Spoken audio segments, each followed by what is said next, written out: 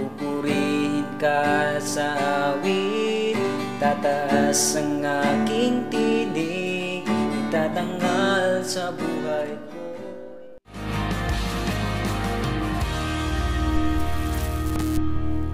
Kumusta mga katupa? Isang panibagong video na naman ang inyong nakikita. So in this video, nabasa nyo naman sa title at sa thumbnail ng ating video na ito kung ano yung ituturo ko sa inyo.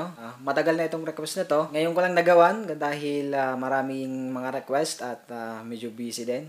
So hindi naman lahat ng kanta ay alam ko na. So yung ibang request ninyo ay inaaral ko pa. Sa awit na ito mga katupa, purihin natin si Lord at parangalan natin si Lord. So yun mga katupa, wag na natin patagalin pa ang video na to. Tayo magsimula na. So yan, yung original key ng kantang ito ay nasa key of F major. Pero ngayon yung ituturo ko sa inyo ay key of D major lang. At kapag gusto niyo naman na gamitin yung original key, maglalagay lang kayo ng kapo sa 3rd fret. Ayan. Kung sa tingin niyo naman na mataas or kung mababa para sa inyo yung key na to, pwede kayo mag-adjust ng gusto niyo maglagay ng kapo, kayong bahala. Basta hanapin nyo lang yung tugma sa boses ninyo. So ito yung lahat ng chords na gagamitin natin mga katupa sa buong kanta. Unang-una gagamit tayo dito ng D major, A major, B minor, G major, and last one, gagamit tayo ng E minor 7 or E minor. At ito naman yung kanyang strumming pattern. So, yung strumming pattern natin ay magkakaroon siya ng part na running chords. So, it means na mayroong part na hindi kumpleto yung ating strumming. Sa kabuuan, ito yung kanyang strumming pattern. Down, down, up, up, down, down, down, up. So, pwede naman kayo gumamit ng ibang strumming pattern kung sa tingin nyo ano yung mas gusto nyo gamitin. So, pwede kayo mag-invento ng strumming pattern. Pero ang tuturo ko lang, yung lagi ko ituturo sa inyo ay yung kabuuan para hindi kayo maguluhan. Explore nyo na lang. So, pwede nyo namang i-improvise yung strumming. So ngayon, i-apply natin yung ating strumming pattern sa ating intro. So yung chords ng intro natin ay D major, G, at A. So tatlong chords lang. So ginawa-gawa ko lang to. Kayo na rin bahala kung anong gusto nyo na chords para sa intro. Pwede naman gawa ng paraan yan. So, apply natin yung ating strumming pattern.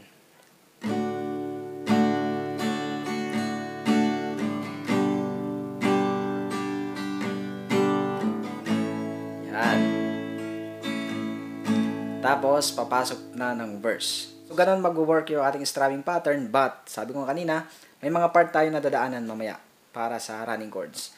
Okay, so, papasok na tayo ng verse. So, syempre, daan ulit natin yung intro para alam niyo paano pumasok. May makikita naman kayo dyan na lyrics and chords sa ating screen para may pagbabasehan kayo. Hallelujah!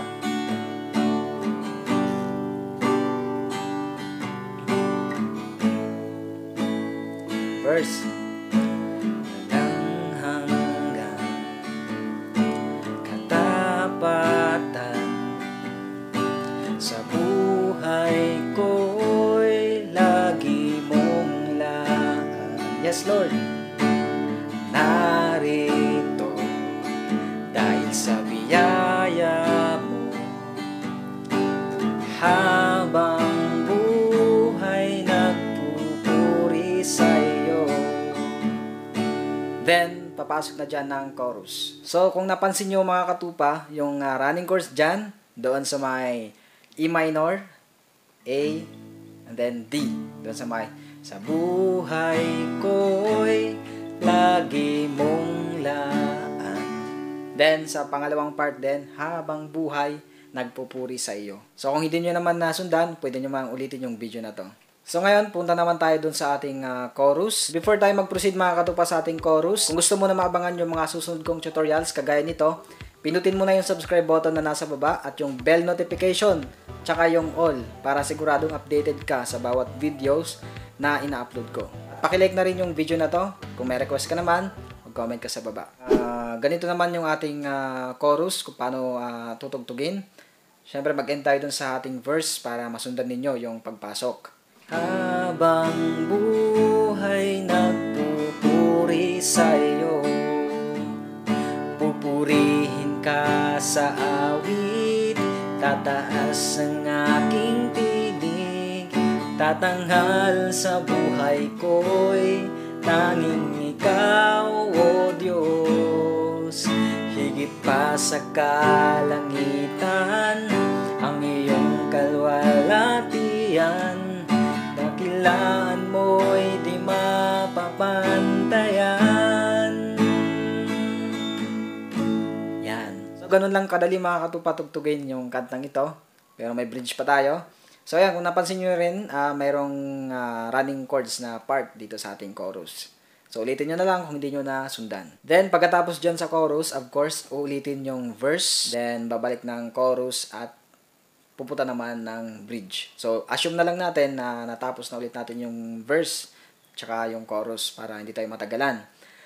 Then, ganito naman yung pagpasok natin ng bridge. So, yung strumming pattern ng bridge, ganun pa rin syempre. Pero, running chords na yung ating gagawin dito. Mag-end tayo dun sa chorus para masundan ninyo paano pumasok. Dakilaan mo'y di mapapantayan. Bridge.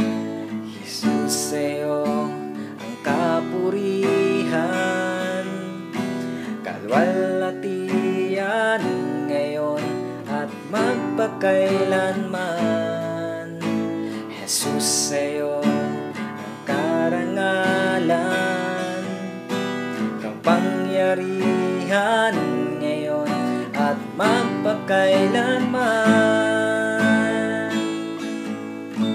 Yan. So, kayo na rin ang bahala dyan kung ilang beses ninyo gagawin yung bridge. Then after ng bridge, punta ulit ng chorus. So ngayon mga katupa, pupunta tayo sa ating play along. So para tugtugin natin siya ng dire-diretso sa kabuuan, para masundan ninyo yung flow ng kantang ito. So, depende na sa inyo yan kung ano magiging flow ninyo pagkatapos ninyo mapag-aralan yung kantang ito. So, sa ating pag-play along mga katupa, I encourage you na kantahin natin ito ng buong puso. Yan. So, hindi lang tayo nag-aaral ng gitara dahil gusto natin matuto at para magpasikat. So, ginagawa natin to para maparangalan si Lord. So, tayo magsimula na sa play along.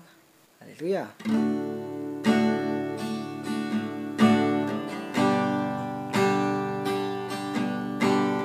Lord, hallelujah. Walang hanggang katapatan, yes Lord, sa buhay ko'y lagi mong laan. Narito dahil sa biyaya mo, habang buhay sa'yo, pupurihin ka sa awit, tataas ng aking tinig, itatanghal sa buhay ko'y tanging ikaw, O Diyos. Higit pa sa kalangitan ang iyong kalwalatian, dakilaan mo'y di mapapantayan.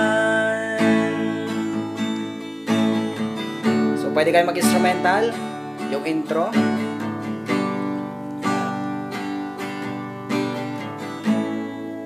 Then, verse again. Walang hanggang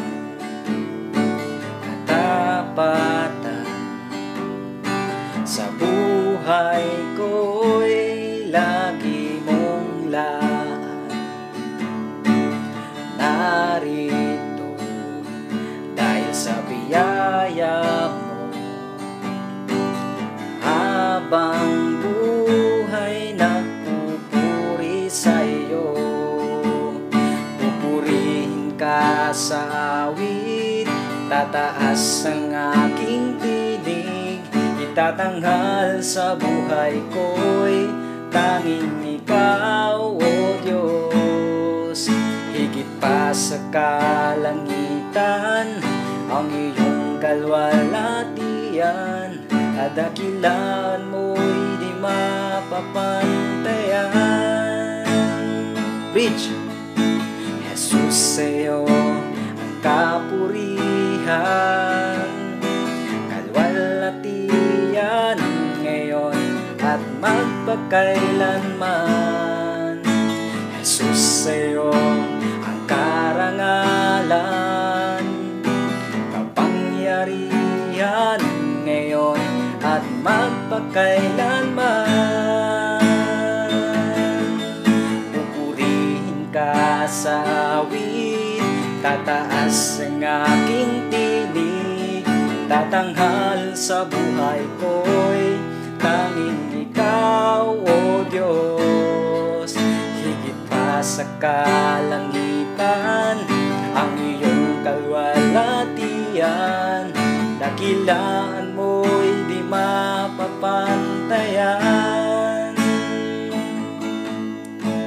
So, kayo nang bala kung saan nyo gusto mag-end. So, I hope mga katupa na blessed kayo sa pinag-aralan natin ngayon na pupurihin ka sa awit. So, lagi nating sisikapin na maparangalan si Lord. So, yun lang mga katupa. Maraming salamat sa inyong panonood. God bless you. All the glory belongs to God.